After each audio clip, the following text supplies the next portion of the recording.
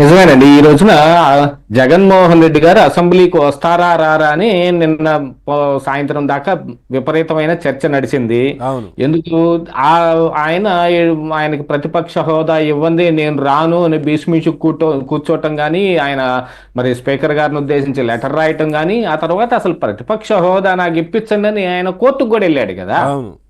ఆ కోర్టుకు వెళ్ళటం కానీ జరిగితే దీని మీద యాక్చువల్గా చెప్పాలంటే మన డిప్యూటీ స్పీకర్ రఘురామకృష్ణరాజు గారు దీని గురించిన కూలంకషం వివరాలు మొత్తం అన్నిటినీ సేకరించడమే కాకుండా ఆయన బహిర్గతం కూడా చేశాడు.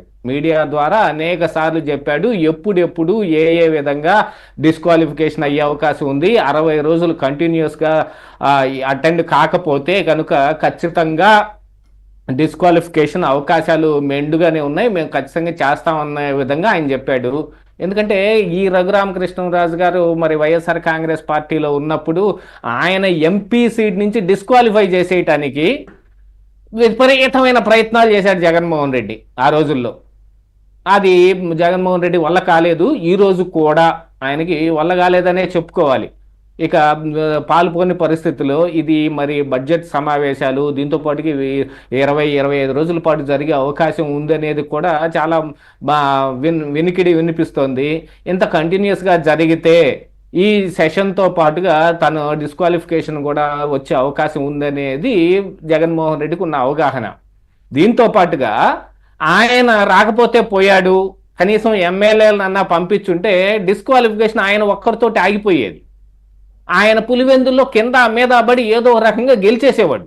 మళ్ళీ తిరిగి గెలవడం అనేది అసలు ఇలా డిస్క్వాలిఫై అయిన తర్వాత మళ్ళీ ఎన్నికల్లో పాల్గొనడానికి ఉన్న ఈ రూల్స్ అండ్ రెగ్యులేషన్స్ కూడా ఒకసారి మళ్ళీ తరవుగా చెక్ చేయాల్సిన అవసరం ఉంది. దాన్ని కూడా చూస్తున్నారు ఆల్రెడీ నిపుణులందరూ. ఆ విషయమై కూడా చర్చ బయటకు రావచ్చు. డిస్క్వాలిఫై అయిన తర్వాత మళ్ళీ ఈయన ఎంతకాలానికి మళ్ళీ పోటీ చేసే అవకాశం ఉంది అనేది కూడా బయటకు తీయాల్సిన అంశమే.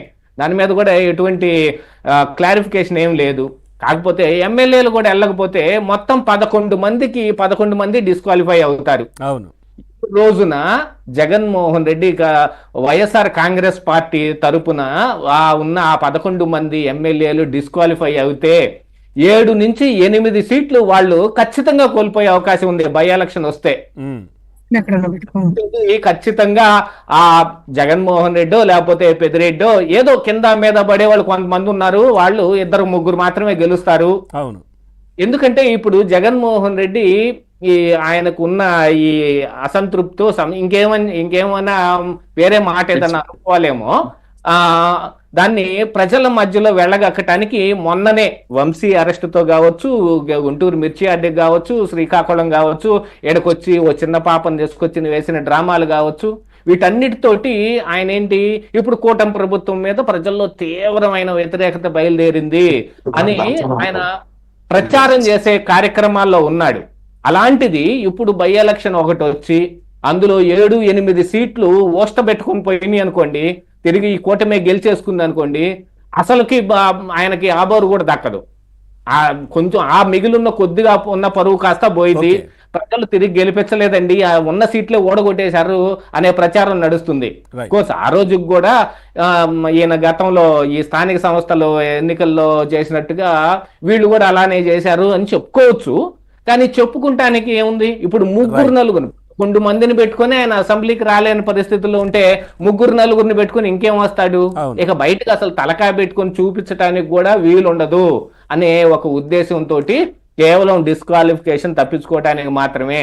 అందున ఈ రోజైతే గవర్నర్ గారి ప్రసంగం ఉంటుంది కాబట్టి, అది ఉభయ సభలని ఉద్దేశించి ఉంటుంది కాబట్టి, ఆ 2వ సభలో ఎమ్మెల్సీలు కొద్దిగా బలం ఉంది కాబట్టి వాళ్ళందరినీ చుట్టూతా ఓ దడిలాగా పెట్టుకుని అదే ఈ రోజున వెల్లోకి పంపించింది కూడా వాళ్ళందరినీ. అవి ఉన్న 11 మందిలో ఈయన ఇక్కడ నుంచొని 10 మందిని ముందుకు నెట్టాడు అనుకోండి, వాళ్ళు అరిచేది కూడా ఏం వినపడదు. ఏమైపోయాడు లాగే పరిస్థితి. లాబీలో నడిచేటప్పుడు కూడా వెనకాల చాలా మంది అంటే ఎమ్మెల్సీలు ఎమ్మెల్యేలు అందరు కలిసి ఉన్నారు కాబట్టి ఎక్కువ మంది కనిపించారు ముందు జగన్మోహన్ రెడ్డి.